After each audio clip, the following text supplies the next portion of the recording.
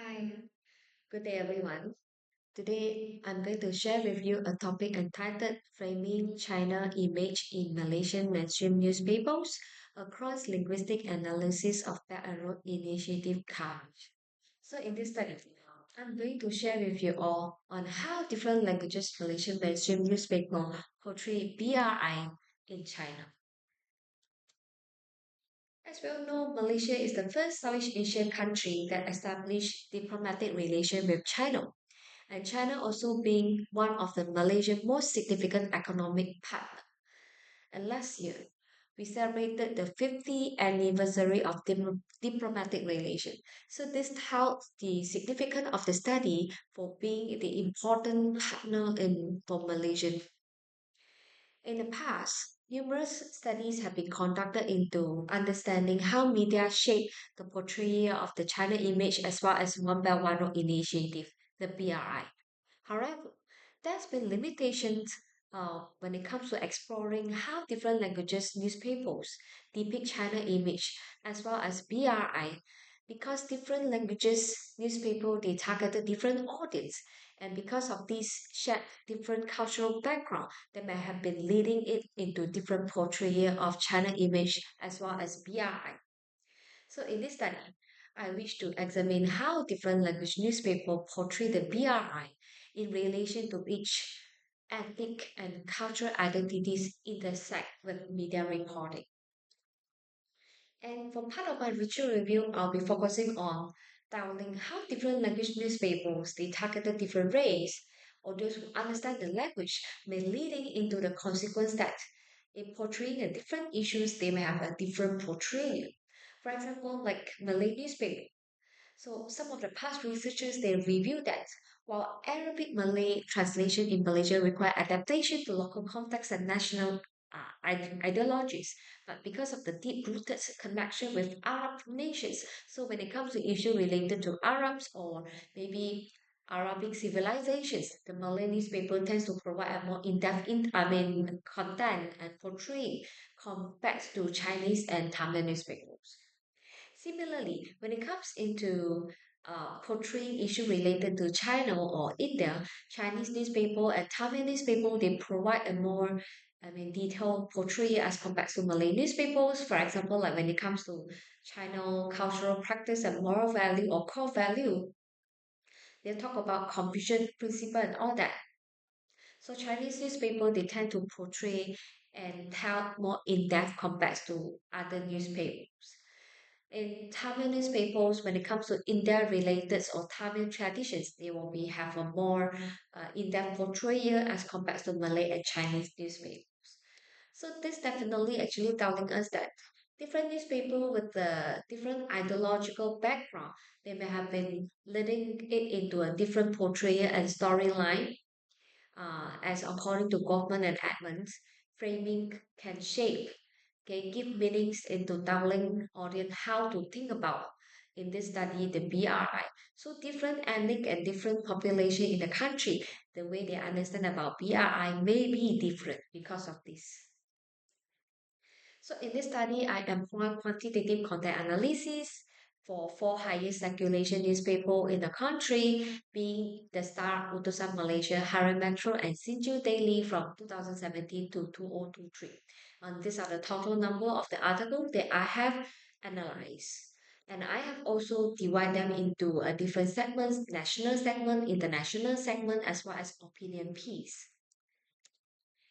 And according to my content analysis, they start focusing more on international collaboration and superpower as well as Asian collaboration issues. As compared to Malay newspapers like Tusan Malaysia and Hara Metro, they tend to be focusing more on the government agenda as well as ECRL discussion being one of the very important BRI project. As in Sinju Daily for Chinese newspapers, they discuss more related to culture and education. And my Times Square test result also show that different languages newspaper they portray BRI differently. And these are some of the data in the three languages newspapers. Firstly, Chinese newspapers, as you can see, they're focusing more on the Chinese culture inheritance and roots of the overseas Chinese.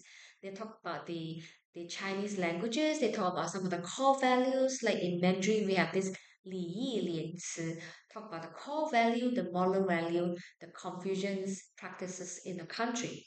As compared to English newspaper, they focuses more on the international Asian collaborations.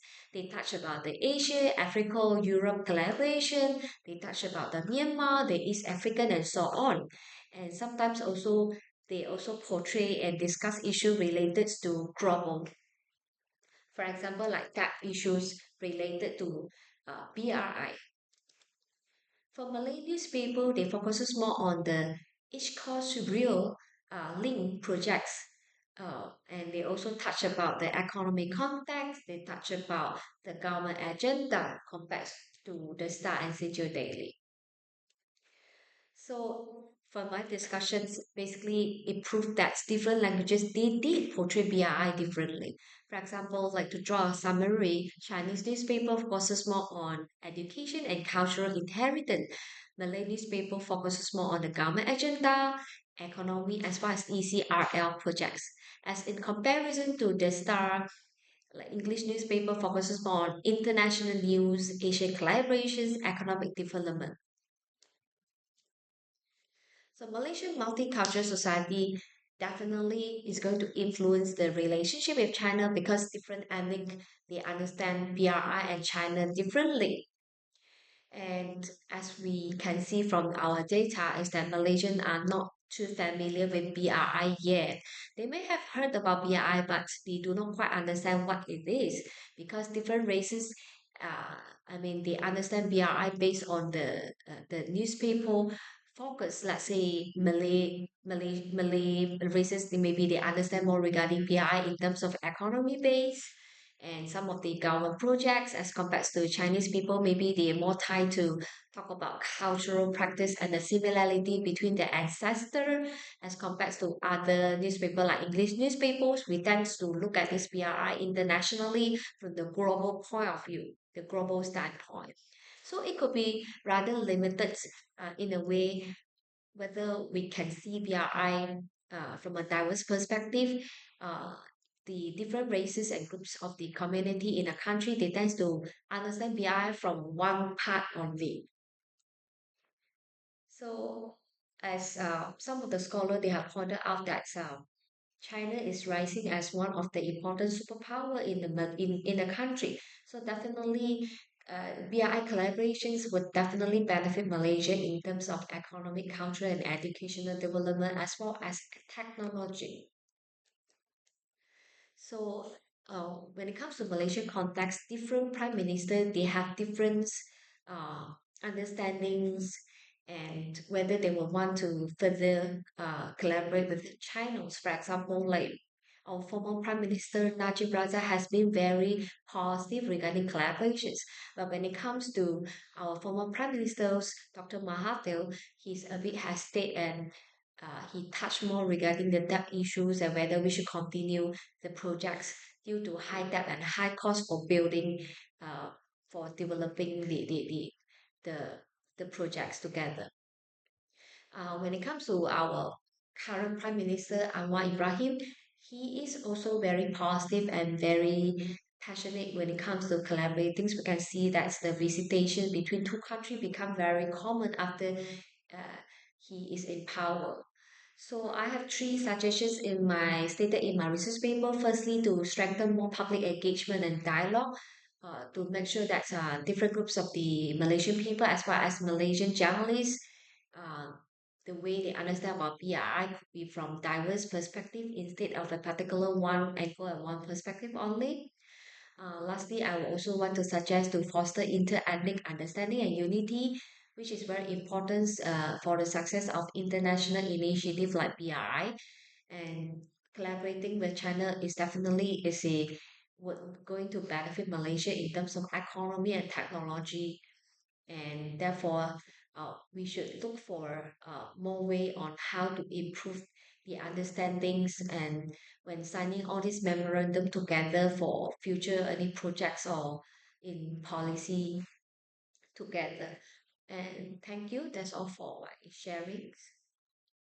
Thank you.